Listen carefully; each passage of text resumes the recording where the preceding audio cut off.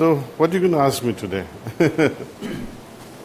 I'm going to start off with obviously, just being myself and talking about why I feel so honored to be here. And I'm into integrative medicine, so I handle like hundreds and hundreds of cancer patients around the world. And before I met them, my success rate, when I say success rate, was probably, I was doing okay. When I added the meditation part, I completed the cycle. So I believe today I'm in a complete cycle. Of course, there's always scope for things to get better. But I'm realizing how I cannot treat the physical self without involving the emotional self and the heart. And that's what's made the difference. And that's just not my way of seeing it. I have oncologists who obviously do the chemo for my patients, and they say, Luke, when your patients come, there's a vast difference in how they handle chemo compared to patients who, are not meditating, are not doing nutrition and putting things together. So I'm a firm believer that there's no magic pill. Meditation alone is not going to cure you. Nutrition alone is not going to cure you. And of course, we know medicine alone is not going to cure you. So how do we take everything together in an integrative manner and put it together? And although I'm into nutrition and integrative medicine, I'm seeing that the most powerful drug is the mind and the heart. Because you can put the best nutrition in someone's body, but if the mind or the heart's messed up, it doesn't work. It doesn't absorb. You can't absorb nutrition if there's cortisol, which is a stress hormone in the body. So first we got to calm them, prepare them for nutrition. Like a surgeon prepares you for surgery, we got to prepare them for nutrition. And that's where Heartfulness has come in and, fill that gap. And honestly, it's not just the tool of meditation that I've come across with Heartfulness, it's the people around.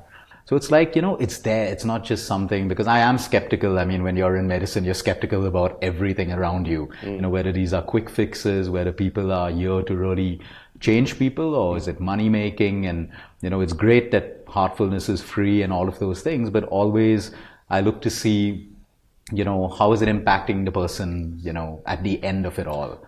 And today we have clients all over the world, from Paris to, you name it, and we managed to connect them with trainers. And it's changed their lives. They all practice meditation now? They all practice meditation. There are some who are resistant, and I know that because we set up the appointment and they keep pushing it off. So we leave them. And then it's my job and my team's job to counsel them that, when the treatments are not going through well, we say, see, you're doing everything well. The missing part is this. Because I noticed if you force them, they develop not an aversion as such, but everyone has them, their perceptions towards meditation. And most people think, especially the wealthy people, I have some of the wealthiest people in the world, and I have people from villages. So I get to see the difference in their thinking. The wealthy people will first use their power and money to get the best treatments and best hospitals around the world. They'll do the full round, America, London, everything, and then they'll come back and they'll say, okay, we need to change our path. And then they'll open up to meditation, they'll open up to nutrition, they'll open up to everything else. So our vision is, why not do it together? Have a fancy hospital, have a fancy doctor, but why not start the journey together? Because you cannot separate the mind and the body. It's impossible. I've seen it happen.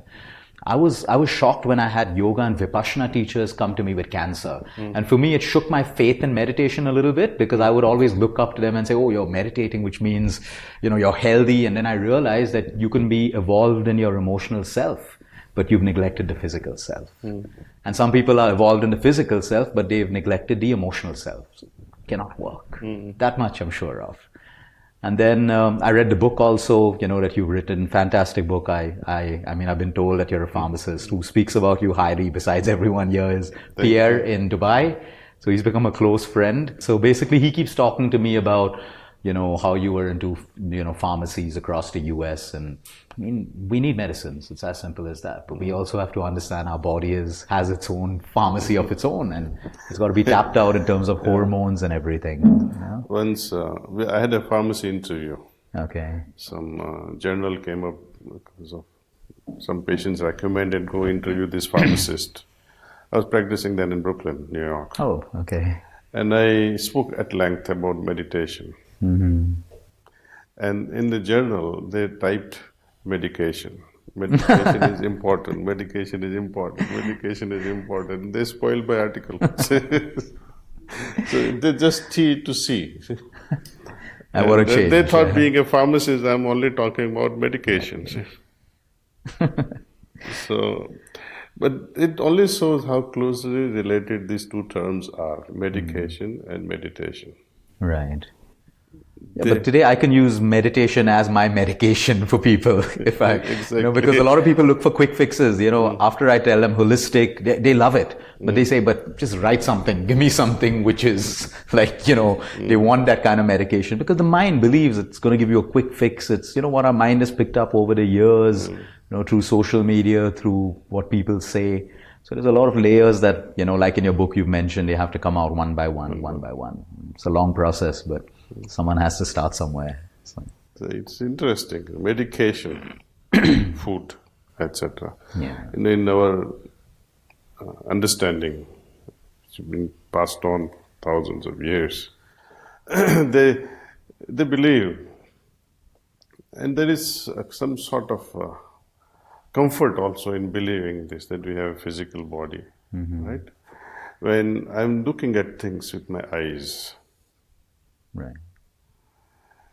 let's add one more element to it. Suppose if your eyes are compromised and you're wearing glasses, right? And when you are able to see better with glasses, are glasses enough? Even with the compromised eyesight, you still need that compromised eyesight, even when you want to wear the glasses. You still need this. And behind this thing, let's see, if my vision center is damaged inside the brain, and there is something behind also, I may see something, but my mind interprets it the way it wants, the way it is trained. Right? And it starts judging. Judging again plays another element into the picture. I see with some instruments, but instruments are useless if I don't have even a damaged eyesight. I need something at a physical level. If I can take care of it, still I need to take care of the inner eye that perceives the thing, the brain behind the eyesight, the mind behind the interpretation, intelligence behind its discrimination, Right. and ego to make a decision, this is right or wrong.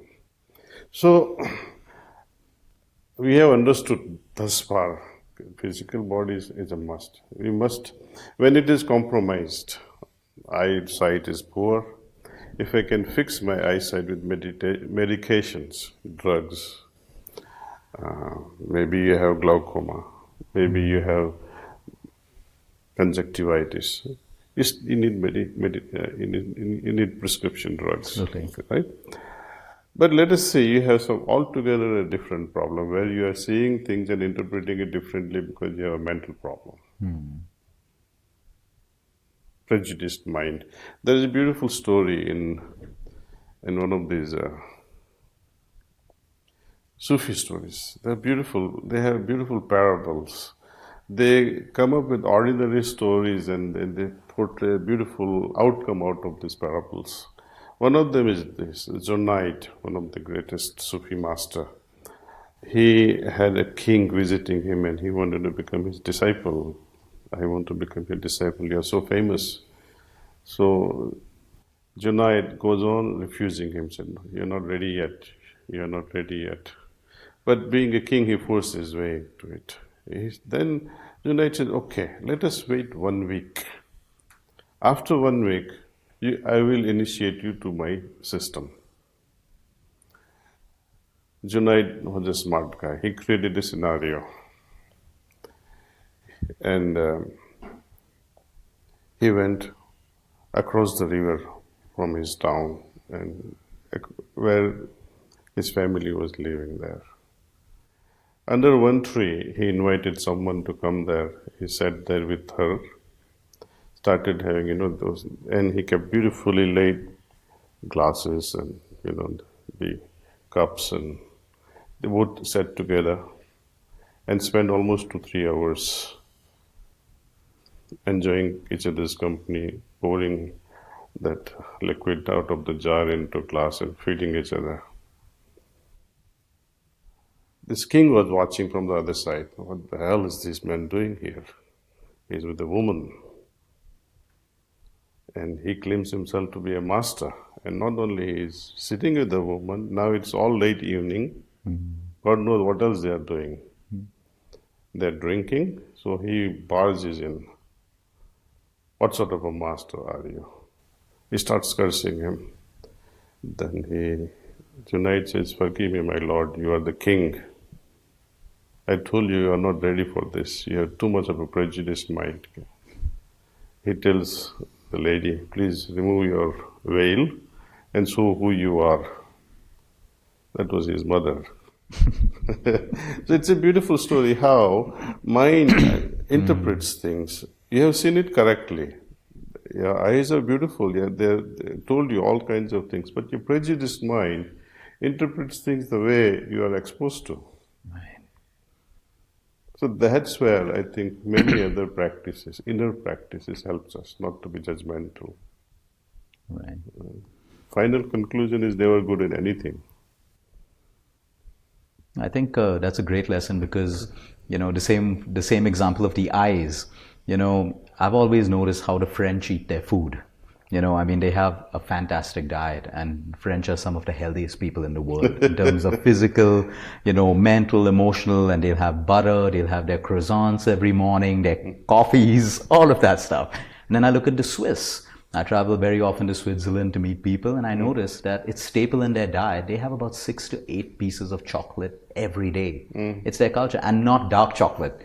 In fact, my Swiss friends tell me we made dark chocolate for the world who thinks it's very healthy. So we saw a business option and we make dark chocolate, but we eat milk chocolate and it doesn't impact them. But when I look at India, people are scared to eat one piece of chocolate because they attach that one chocolate with weight gain, diabetes, all the fears which are in the mind. Okay, and the same issues, the same kind of people, human beings are eating that food in a different way with a different mindset. The French enjoy their food passionately. They don't see food as an enemy. They don't see food as fear.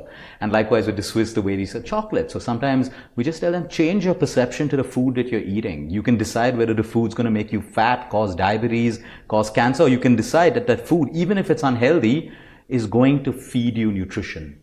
Your body is going to be able to digest it the right way. And we have these groups of people who start eating guilt-free and changing their perception, adding a little bit of gratitude, even if the food is not that healthy. It could be a samosa. And that group of people, they have no digestive problems, no gas, no acidity. It's just their mindset towards the food they're eating. It's so unbelievable. True. So like in India, diabetes, everyone equates the disease diabetes with sugar. It's far from sugar. People don't get diabetes because they have sugar. They get diabetes for several reasons. Sedentary lifestyle, overeating, inflammation in the body.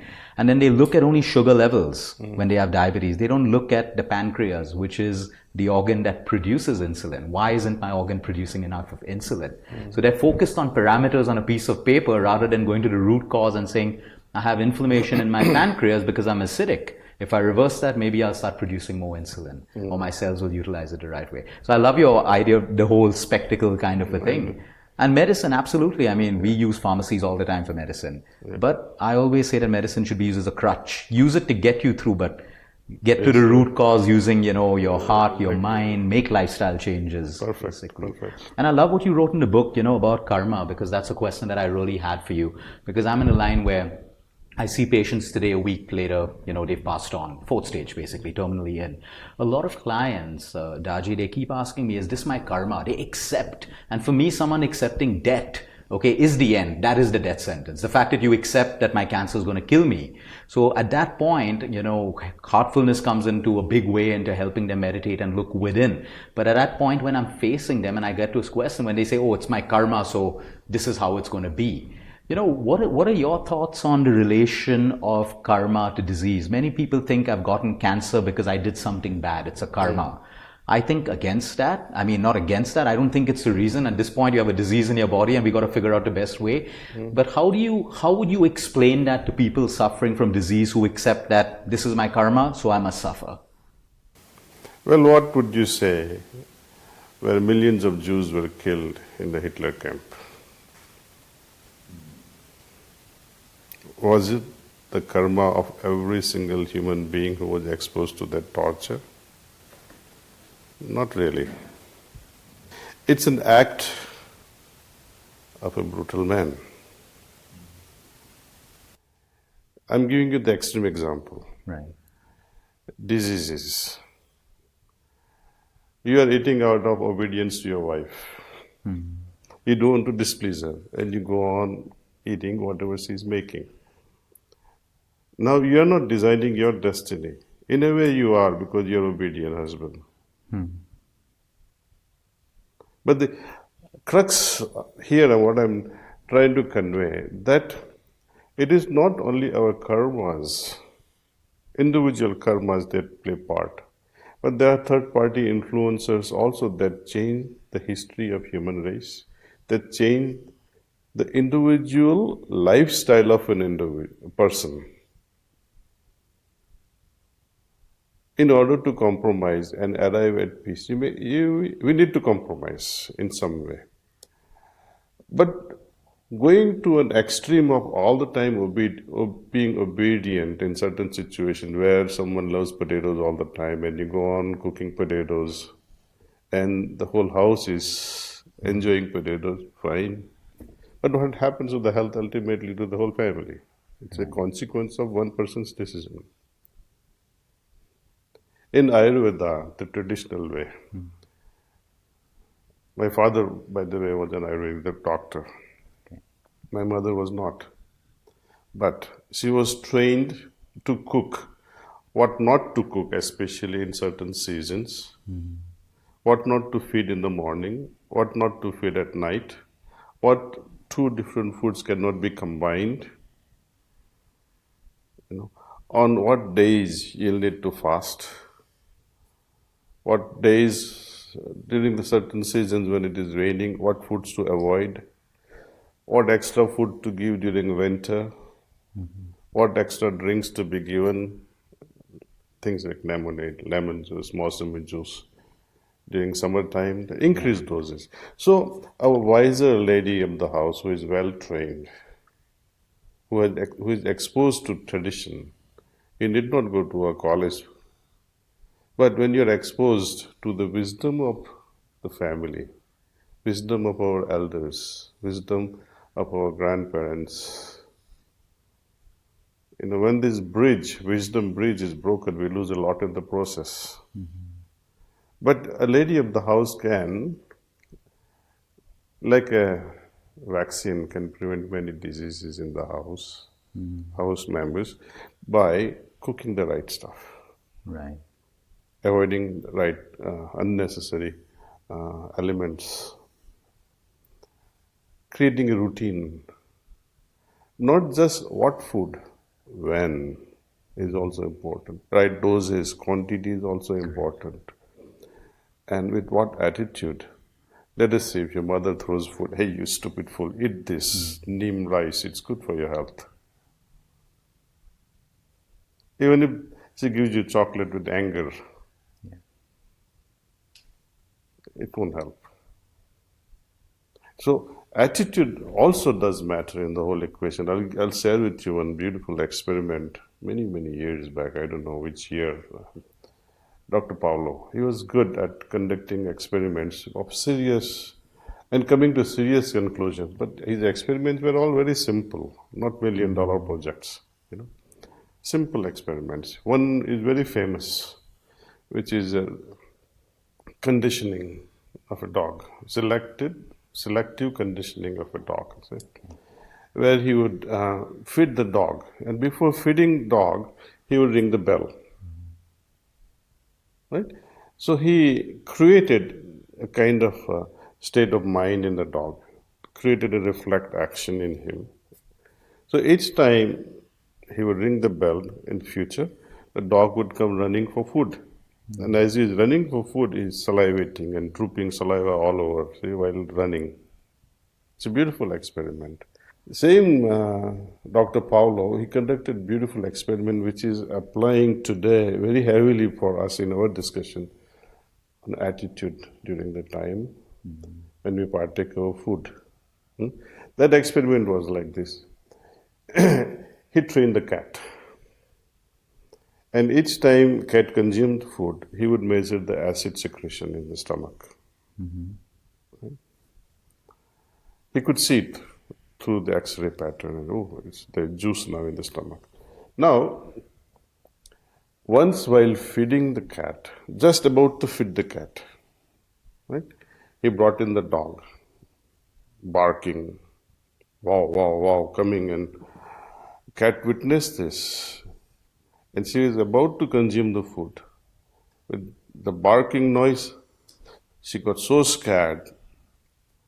The secretion which was about to start, it held up. See? So the fear element, while eating, created a havoc in juice secretion, which would have digested the food. Yeah. For hours, the organ remains threatened. Imagine people arguing at dinner table. It affects the Lot digestion. of anger at that time. Per contra, when you are prayerfully in a meditative way, both are extreme examples I'm citing, and where there are a lot of fights and anger. It doesn't happen every day. And this aspect, where you're eating in a peaceful way, where you're not even aware of your peace, you're not even aware of your enjoyment, you are just being yourself in the family, with the family, you're partaking the food together. There's joy when you witness it. So such habits, I think, help us a lot. You see, nowadays what happens? Children poking the phone, watching the TV or cartoons, having their cereals early in the morning. They watch Looney Tunes early in the morning. Why? It's mother's fault actually. Right. So that they don't bother mother early in the morning because she's busy doing whatever.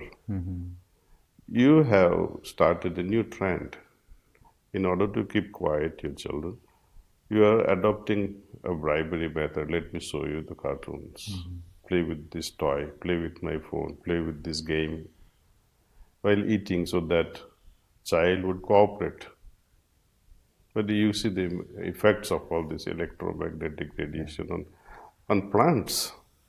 Have you come across one experiment? I think it's very famous. You Google effect of electromagnetic radiations on growth of plants. Experiment conducted by Danish school in Denmark by children. They exposed this growth of various grains. They're all same conditions. So one same condition in the sense, but with one variable in each situation. One variable was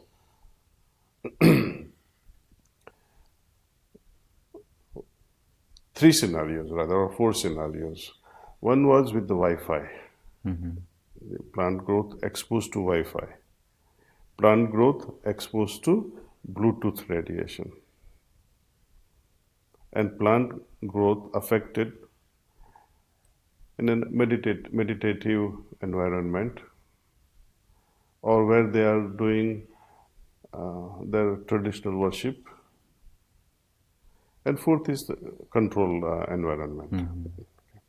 They take mung or some, and they allow the sprouts to grow. All four conditions are same.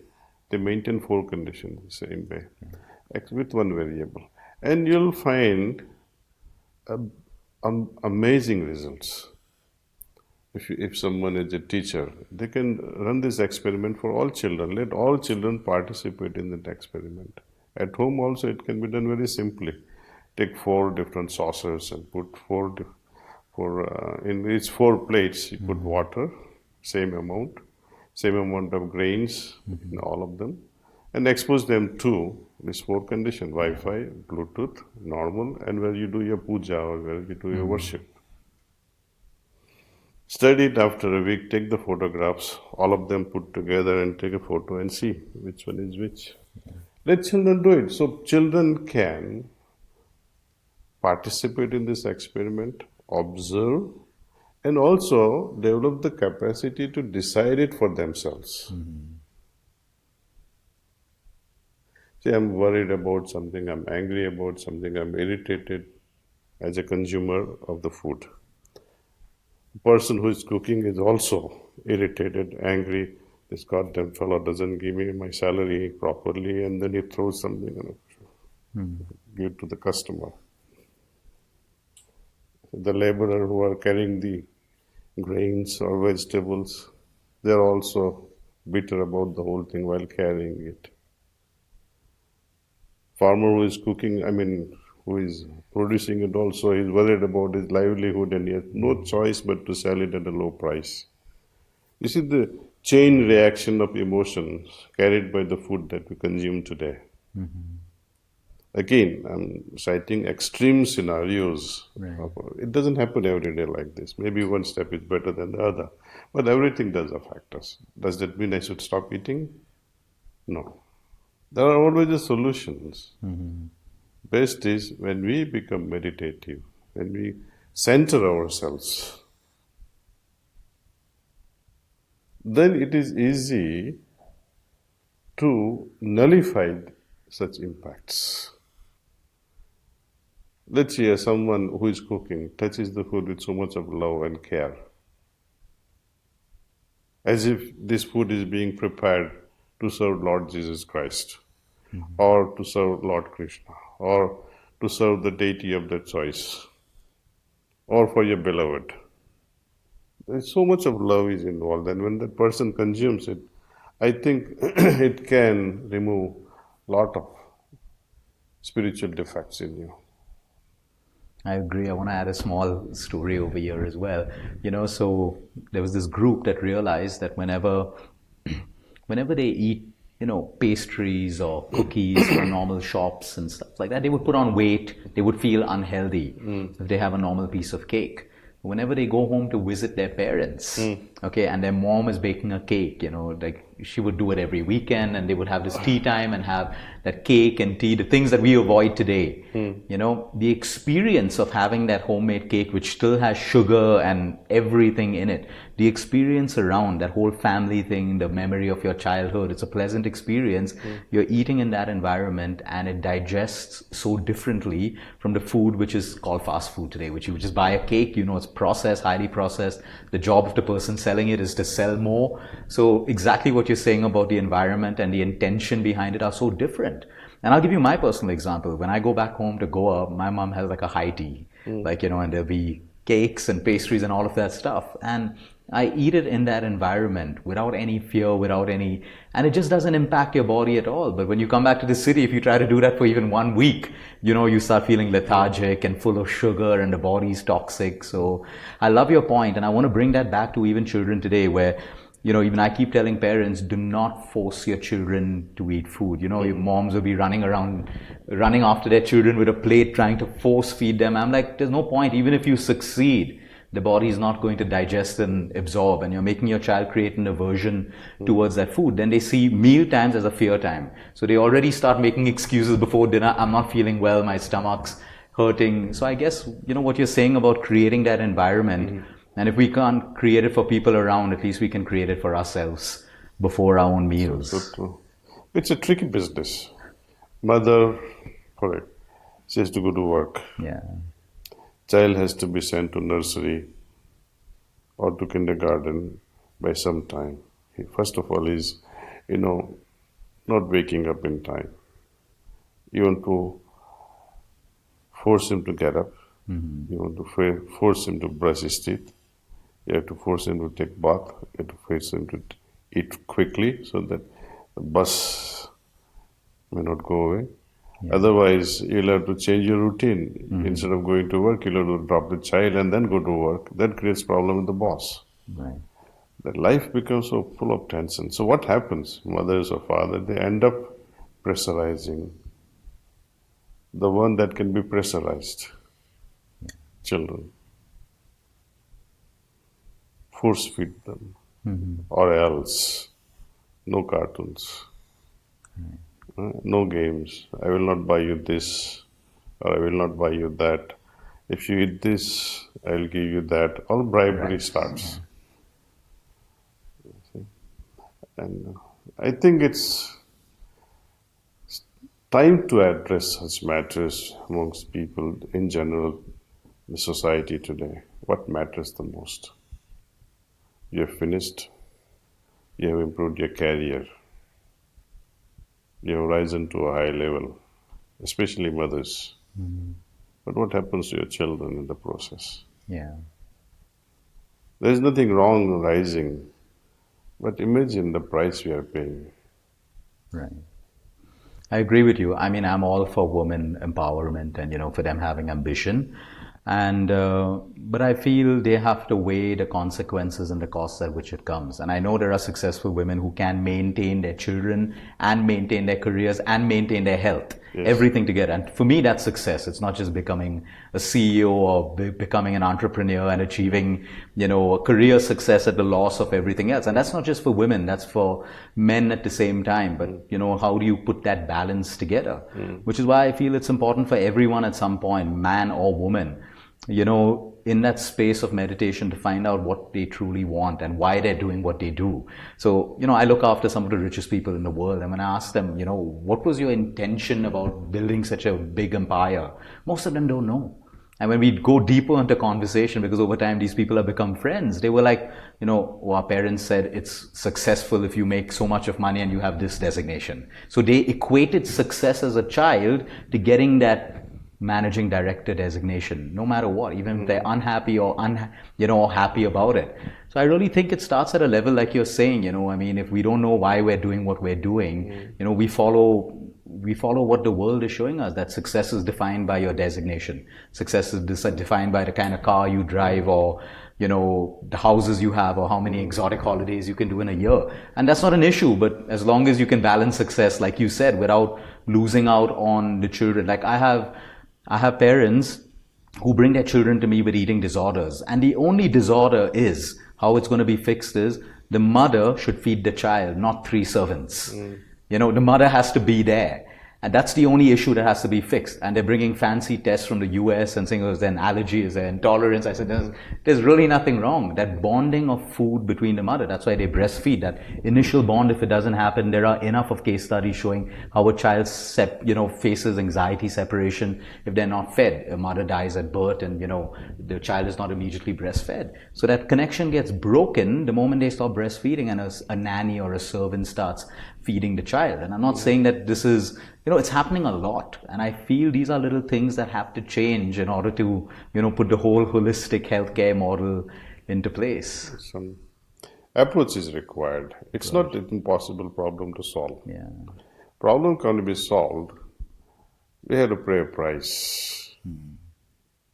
For every solution, there is a price to be paid. And everyone has to pay that, right? Yep. For something. I like to bring it to your attention so that you can tell all your patients. In Sanskrit, there is a beautiful terminology, swasthya. Means generally it is taken as health. True in one sense, when you consider health as an overall phenomena of harmony between body, mind and soul. Okay. When mind is compromised, it is one sort of trait. When body is compromised, because it's not healing for because whatever reasons, it has its own traits. But both, especially the bodily ones, you can, to a large extent, remove it through the modern medications that we are having. Mental thing, it's a challenge. Okay. The root behind the mental problems, as you say, karma, but then many other things also play part in this whole equation. It's not individual karma from the past. I have the ability to change my destiny, though my destiny today is governed, let us see, 60% by my karmas or by my samskaras. but I still have greater amount of freedom to change my destiny as well. Okay. If I am allergic to certain food, okay, is it because of my karma? Perhaps. Even if it is, what are you going to do about it? See, there are ways and means how to improve our reaction to the food that we take, behavior that we have. One behavioral thing that impacts a disease, which immediately shows up, people having psoriasis, when they're depressed, when they're angry, when they're irritable, it flares up. You know, in this skin disease, psoriasis, it flares up because of such changes at a mental level. Yeah. In turn, psoriasis and lung disease are also correlated. Right? I have seen over the years of observing myself, okay, when I'm angry, when I'm irritated, when I'm grateful, when I'm extremely in a extreme state of meditation, when I'm so absorbed. And when you observe the breathing pattern all this time, it's so beautiful. You can mark the differences. When you're angry, you can see your breath is gone haywire. Per contra, when you're in extreme state of meditativeness, it is different. When you are in such a state all the time, imagine what happens to this breathing problem. What happens to the psoriasis? They subside very fast. Allergic reaction to external things subsides very quickly. There are many good studies done recently. Papers are not published as yet because this research is still going on, but we have found so far heartfulness meditation with transmission has reduced greatly, over 40%, extent to which one would have nausea after chemo. Nausea is vomiting is the number one complaint. Correct. After chemo. But if person is exposed to heartfulness relaxation and meditation with transmission, it changes everything. Yeah, we've seen that. And we've not seen it. The oncologists have told us that. And the Can patients who meditate, they walk out happy, they come in with energy, that even the other patients are like, how come they're not suffering? Is their question about that. We've already seen that. That's amazing. So since you have mentioned the idea that they are having such a dreadful disease, right? Yeah. And yet they are not troubled. They have accepted. Acceptance is the key. Yeah. And when you accept what you are going through, okay, fine. Now let me do what I can do. Right. Whatever is in my hands. First thing would be really good to help ourselves to go deeper within ourselves, to center ourselves. Swasthya actually means that. Swa means the self, and astya to stay. Okay. Stay within the self. Now, to whom are you considering as the self? Is your body the self? Is your mind the self? Or your causal body, which is the soul, that is the self? If you remain focused on the body and say, oh, I have feeling this, I'm feeling that, good. We need to take care of that part. But by focusing on the periphery of the system, you are only increasing the imbalance. You think of this thing as an entire system as a wheel. The center as the soul. In the middle there is a subtle body. The periphery as our manifested body. If you pay too much attention to the periphery, the whole wheel will go wobble. But if you pay attention to the center and increase the force at the center of your attention, then it doesn't matter what happens around the rim, you are settled in the center. To such a person, I have seen it, or in many people in this organization, especially when they meditate, they may be suffering because of whatever situation, financial situation, emotional situation. We all go through all these things, family problems, Right. right? The crisis can haunt you. They are always haunting us, health-wise also. But person who is settled within because of who he is, and that person has become who he is by his daily routine of things that he has embraced in his life, meditation or no meditation. But with meditation, you become more center focused. You are settled in yourself, swasthya. Peripheral differences, peripheral storm will not affect you. Right. So meditation does prepare us in a smart way. But meditating on a problem can destabilize oneself. Meditating on a good thing is different. Meditating on a problem will only make it worse. Just like where you put your attention Very- towards. Yeah. I want to go back one point because it brings up a question that, brings up a scenario that I experience all the time. I've realized, nutrition, people get on diets, there are fad diets, there are fad exercise programs, everything is extremes in today's world, ketogenic diets and all of these things. People have moved away from simplicity. Okay, I always compare, I always look at the life of farmers. Okay, I look at farmers working in the field. I've spoken to so many of them. The women are slender, tall, healthy, robust, except for the ones who are sick, of course. The men are ripped. They don't go to gyms. They don't drink protein shakes. Their food is minimal, carb-based. What grows, they eat. I mean, that's nature showing you. You don't need to read a magazine written by a doctor or nutritionist saying that this protein will build your body. It's clear. It's, it's a product sale or you're enhancing a diet.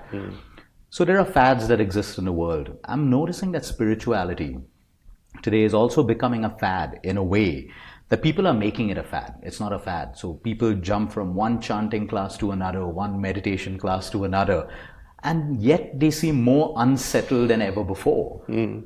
So what I see is that what they've learned in their meditation, they fail to apply. They don't learn to apply it in so if I've learned to meditate in this morning today and my intention for the day is not to react but to respond, it's great, it's an intention. But the moment I get into a situation, I'm reacting, I'm not responding. So I feel that, people have a to-do list and meditation done, exercise done, organic shopping done. They're just following a list. But they're not applying, they're not able to apply it. Now, people who are sick, they get the opportunity to apply it because they realize that, okay, my chemo cycle's coming up. I'm going to visualize and I'm going to meditate and do it differently today. How do you see us bridging this gap and getting people to start applying? Is it routine? Is it discipline? Is there a technique that, we can get people to really apply so that they get the true benefit of this in their lifetime? Whether it's spirituality, whether it's nutrition. I find, let's imagine a scenario. Okay, the day you come home early from work and say, I'm going to go to sleep early. The moment I hit the bed, I must be gone. When you desire the most, it runs away. You try your best, I want to sleep early. It doesn't happen. People who meditate also, they say, today I'm going to go off. The moment I close my eyes, I must be at a super consciousness state of samadhi. It doesn't happen. More you chase, faster it runs away from you. You have to relax all your efforts first. Okay. Second thing, do you have interest? That's even more crucial than the first one. If you have the interest, then you don't need to use willpower. True. Huh? You don't have to struggle. You don't have to put alarm clock. Interest creates everything. On your first date, did you have to put alarm? Visit your girlfriend, she's waiting at this time. You didn't have to put alarm clock. To a child, do you say, my dear child, use your willpower and have your ice cream? Doesn't have to use willpower. When you have interest, everything happens beautifully. Are you interested in your health? Okay, if you're interested, you have this. But the problem starts, but I don't like to meditate. I'm interested in my health, but I don't like to meditate. What do I do? I'm interested in my health, but I will not take chemo. I'm interested in my health, but I will not go see this doctor. I'm interested in my health, but I will not take these foods. I'm happy with whatever I'm eating. Well, if you have this attitude, not even God can help you. Awesome. Yeah? And you write beautifully in your book about intention. I'm a firm believer of intention. You know, you either start your day off with the right intentions, no intention, or the wrong intention, and your day flows that way. So, what would you have to say about intention, setting intentions when it comes to healing or prevention, or just living a good life or feeling good about yourself? When we have to make use of intentions as far as health is concerned, to think oneself as healthy is good. To think oneself to be better than yesterday is good. And looking forward positively that yes, I can cross this river. I can do it. This positive feeling helps. Per contra, you think, oh my God, I can't do this. I will not do this. It's impossible. It's not for me. Right from the beginning, you have denied the change that can happen in you. So we have a choice. Either you say, I'm not going to do it because I can't do it and I don't like this, versus, oh, I can make a difference to my health. I will do this. This seems interesting. Let me try this at least. Give a advantage to your doubt. Okay, I may not like to do this, may not be capable of doing this, but let me try. Maybe let me see what happens. Right. Instead of eating bread, let me eat this. See if this food habits which is prescribed to me is helpful. There is nothing wrong as far as it's going to improve my health. And you're not talking to a street person who says eat this and eat that. You're talking to a professional. Right. But often there is a topsy-turvy thing, and here inadvertently, it's so sad. When a restaurant person who wants to promote a particular dish to his advantage, because if it stays in the restaurant for another 2 hours, it will get spoiled. People get mesmerized by their, oh, lovely dish, please have this. It's the special recipe of the day.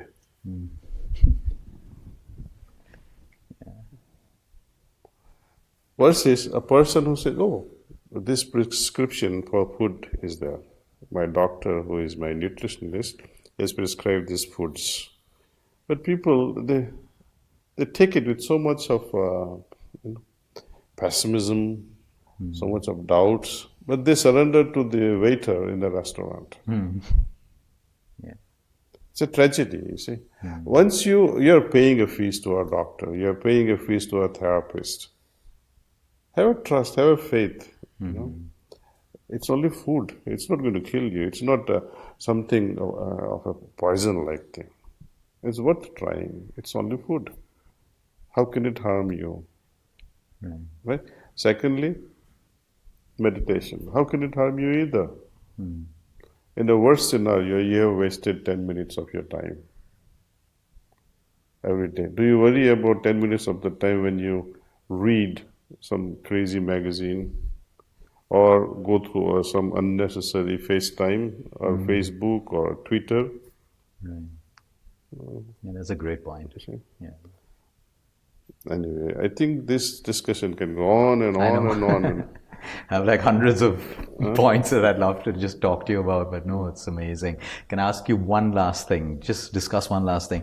So when it comes to discipline, because, today, I mean, I've been through all phases of my life where my parents instilled discipline and they said discipline is the way forward. Of course, at that point, we had no choice but to listen to them. And as we rebelled against it, like any child will do. But today, I'm doing a full circle in life where I'm coming back to discipline and routine. And I have, I work with some of the soldiers in the veteran program in the US who have come back with, disturbance in their mind and, depression. And all of them say that all the new programs which has robbed the armies of discipline. Before everything was discipline. You have a problem, deal with it. Over, move on. Today it's like there'll be a counselor who will get into the problem, and like you said, where you put your focus, it only grows. So that emotional, distress grows more and more. Finally, where, the system is not complete. They come back or they're shipped back because they're depressed. And then some of them create crime, some of them commit suicide and all of these things. And they only say that if it went back to what it was, which means discipline and routine, we wouldn't have been in this whole post-war trauma situations and stuff like that. So what's your take? Because it's something that's really close in my heart to start getting people to instill discipline again in their lives and in their kids. I think you have not asked me one question. You have put million questions in this. No, discipline and routine when it comes to meditation. So when you gave me the example of war veterans, it's a very sad situation. Yeah. My heart goes out for them. But one thing for sure, we're waging wars to create peace. One last war to end all the wars. It doesn't happen. Right. To create a discipline, one has to see what is at the end of the process. Carrot has to be given. Right? One boy came to me many years back. It was 2013. He was not interested in studies at all. He said, I'm fed up of my studies. I don't want to study, and I give up. I'm fed up. Parents were crying, so emotional. And he had to clear the 12th exams, right? Parents were pressurizing, you must get 90 plus. We don't have money to pay for private colleges. Competition is also governed by this class of students and that caste of students and economically backed. So the government also doesn't support if you have a certain surname. If you have a certain surname, but economically your father may be a millionaire, but you need a lower percentage, you'll get the admission. It's a tricky situation in India. Children are under tension because of all these things. But anyway, to cut the story short, what motivated him after our discussion was this. I asked him, forget your study part at the moment. Tell me, which car do you like? He said, I love Fiat. I said, Fiat of India or Italy? He said, I like a sports car from Italy, Fiat. Okay. Which is to him better than BMW and Mercedes. I said, great. How much does it cost, my boy? He said, it's about 3.5 crores. I said, great. Stop studying, great. How will you get 3.5 crores to get the car? He started thinking, see. I say, if you drop studies, you will not be in a position to even buy a bicycle. Today's world, if you need a job, if you find a job first of all, you need a good education. Otherwise, you'll be surrounded by beautiful Fiats and Mercedes and BMWs, but you'll be a driver there.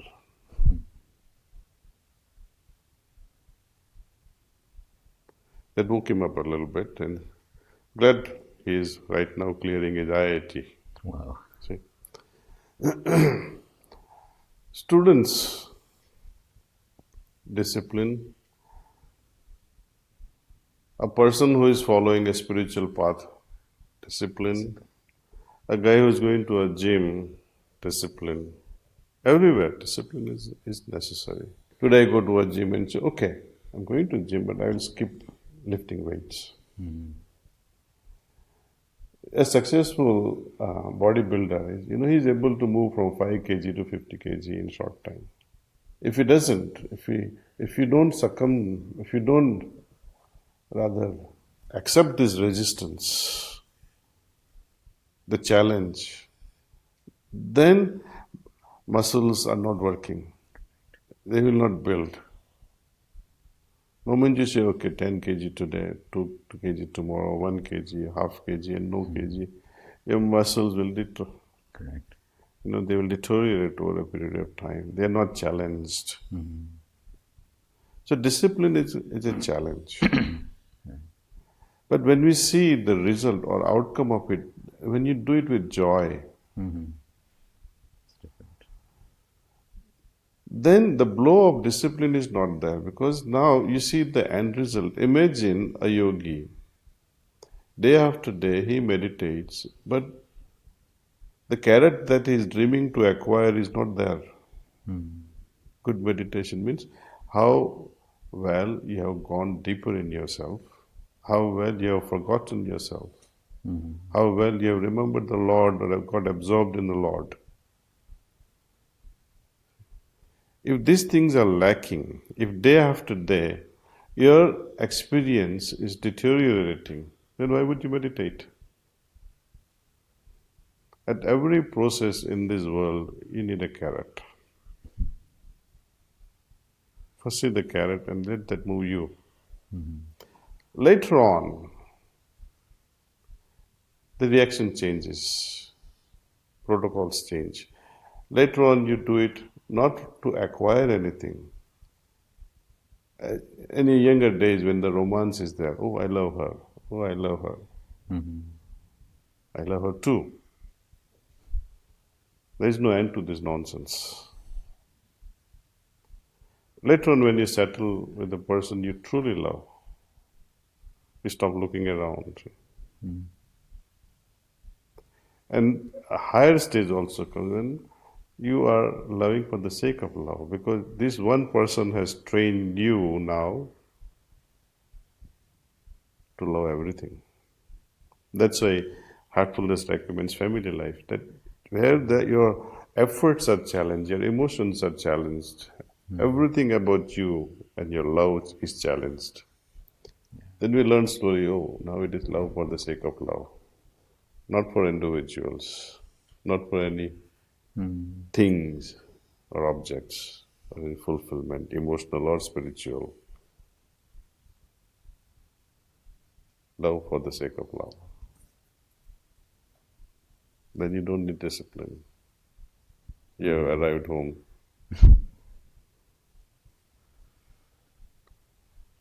So thank you. Thank you. Okay. Thank you so much. It's been an honor. Thank you very much. Thank you.